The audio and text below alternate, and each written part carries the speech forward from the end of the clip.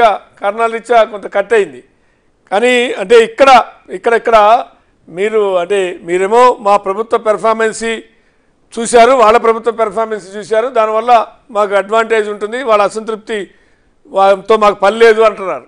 కానీ అక్కడ కొంత మాతో టచ్లో ఉన్నారు అని కూడా మీ నాయకులు కొంతమంది చెప్తున్నారు. ఇవాళ టచ్లో ఉండేవారని చెప్తున్నారు, కానీ మళ్ళీ ఆయన వస్తే సస్యవరం ఒప్పుకోను అనేవాళ్ళు కూడా ఉన్నారు. ఎవరినన్నా తీసుకుందామన్నా నథింగ్ డూయింగ్ అనేటువంటి కూడా ఉన్నారు. ఈ కన్ఫ్యూజ్ ఒకటి పార్టీలో తీసుకోవాల్సిన అవసరం లేదా? తీసుకుంటే ఉపయోగమా? రాజకీయాలు అనేక మంది ఎన్నికల ముందు మారినటువంటి వాళ్ళు, గెలిచిన వాళ్ళు మంత్రులయ్యారు. ఇటీవల కాలంలో తెలంగాణలో జరిగినటువంటి పరిణామాల్లో మారి మంత్రులైన వాళ్ళు కూడా ఉన్నటువంటి పరిస్థితి ఏ రకంగా చూడాలి?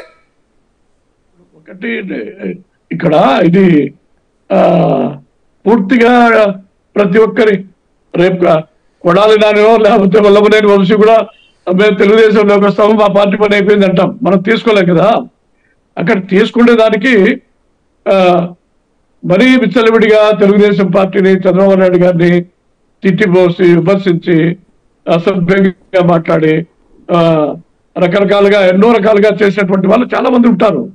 వాళ్ళందరినీ మనం అక్కడ టికెట్ రాకపోతే మేము వస్తామంటే తీసుకోలేం కదా.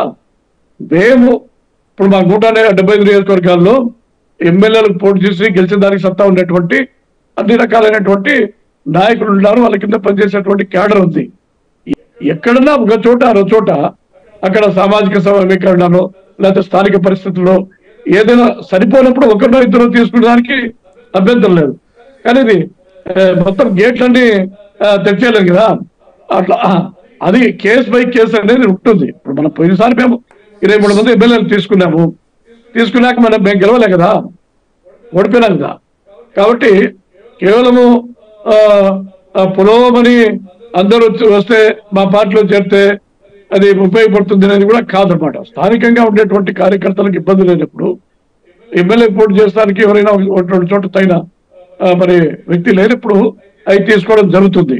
ఇంకోటి కూడా ఏంటంటే వాళ్ళు ఏమంటారు, మారుస్తే తప్ప మీ పార్టీ మీరేమి 11 మంది 20 మంది కాదు, 175 మందిని మార్చుకోండి, మాకు ఎప్పుడంత లేదు.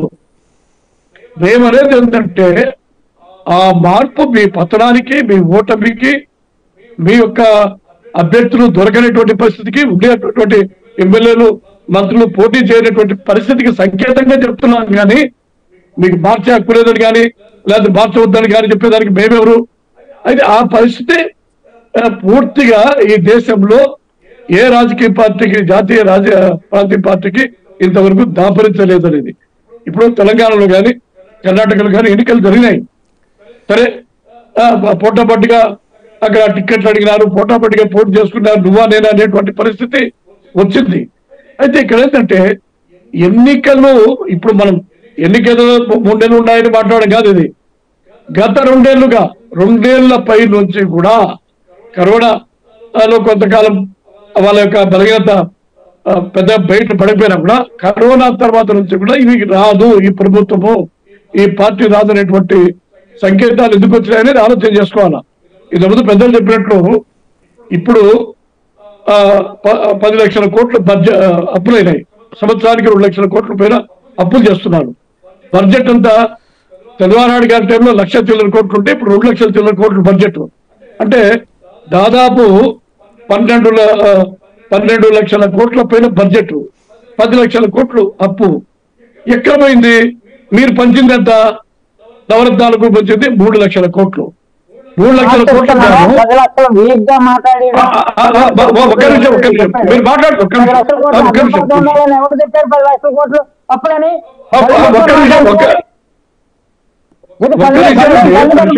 అబద్ధాలు ఆడించి టీవీలో మాట్లాడే సరిపోయింది. 10 లక్షల కోట్లు ఎవరన్నా అప్పులు చేశారు?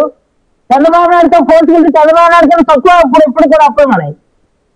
చంద్రబాబు నాయుడు 2.5 లక్షల కోట్లు అప్పులు సార్ మాకు అప్పు చెప్తే చంద్రబాబు నాయుడు ఎంత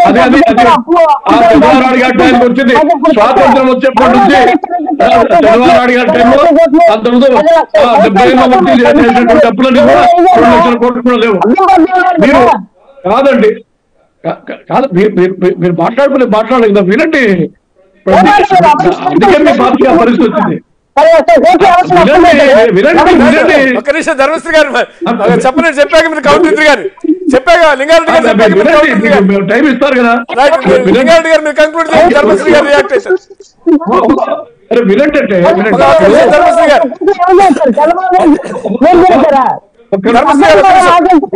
రైట్ రైట్ మన కౌంటర్ ఇద్దరు గారు మీరు కూడా ఇద్దరు గారు ఒకసారి కంక్లూడ్ చేయండి లింగారెడ్డి గారు. 22 లక్షల కోట్లు 22 బడ్జెట్ అప్పుడు కలిసి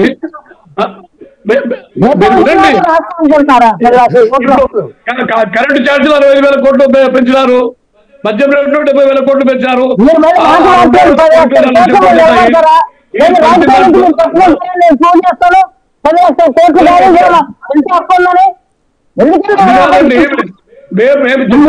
మేము చెప్పండి ఎవరు వద్దన్నారు మీ తర్వాత చెప్పండి. ఇప్పుడు ఏమి మీరెక్కడ పోతున్నారు మీరెక్కడ పోతున్నారు వ్యక్తి ఇక్కడ పోలేదు కదా. ఒక్క నిమిషం వన్ బై వన్ మాట్లాడదాం. ధర్మశ్రీ గారు ప్లీజ్ వన్ బై వన్ మాట్లాడదాం. ప్లీజ్ ధర్మశ్రీ గారు వన్ బై వన్ మాట్లాడదాం. ఎందుకంటే దానివల్ల క్లారిటీ ఉండదు, ఆడియన్స్ కూడా ఉంటుంది. అర్థం కావాలి కదా. లింగారెడ్డి గారు మీరు కంక్లూడ్ చేయండి. ధర్మశ్రీ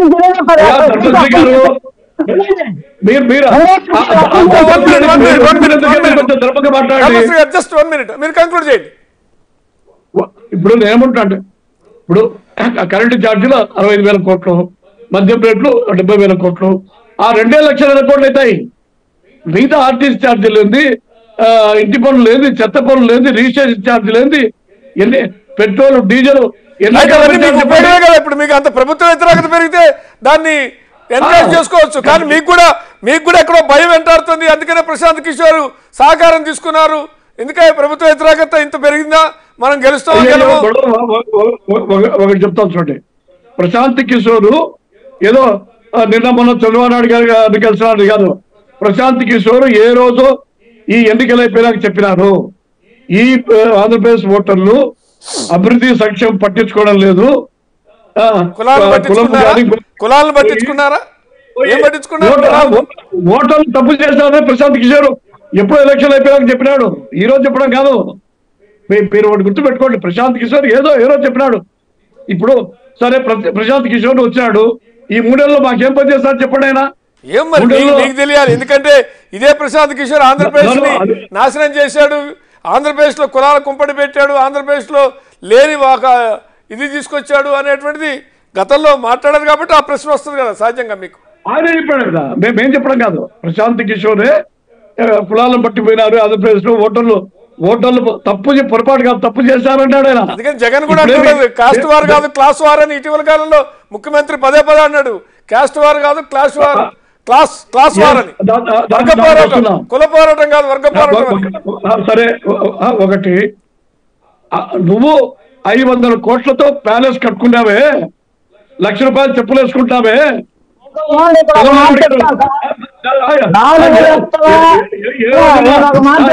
రోజున ₹3,000 చెప్పులు వేసుకుంటాడా? ఇది అంటే నువ్వేమో 500 కోట్లతో ప్యాలెస్ కట్టాలా?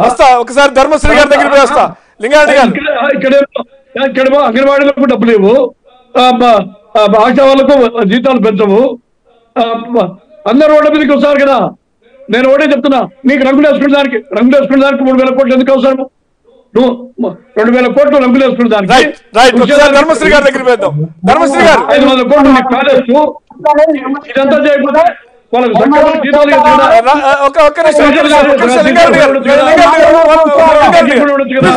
లింగారెడ్డి గారు